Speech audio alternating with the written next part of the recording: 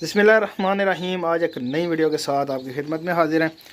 Video में आप देख सकते हैं माशाल्लाह 4 पीसीस हैं जी, और ये 4 पीसीस जा रहे हैं एक भाई को सियालकोट में, और बिल्कुल हेल्दी एक्टिव है माशाल्लाह। आप देख सकते हैं, चेक कर सकते हैं, बिल्कुल जनाब फिट फाट ज़बरदस्त। इनके पाँव में जो है ना वो हमने डाल दी हुई हैं जी, जो टैग्स वगैरह होते हैं वो हमने डाल दिए हैं। और अब ये जाएंगे जनाब सियालकोट, कार्गो जा रहा है माशाल्लाह।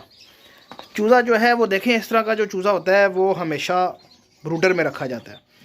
छोटे चूज़े जो होते हैं वो लोग ले जाते हैं जनाब, उनको पता नहीं होता, और वो इनको ब्रूडर में भी नहीं रखते फिर। ठीक है, ये अब इसमें पैक करना हमने, तो फिर इंशाल्लाह इनको कार्गो कर देना हमने। बाकी पीसी साहब के सामने माशाल्लाह बिल्कुल हेल्दी एक्टिव है, ज़बरदस्त, चेक कर सकते हैं माशाल्लाह से। ये छोटी सी वीडियो तो मैंने कहा आप दोस्तों के साथ शेयर कर दें जनाब।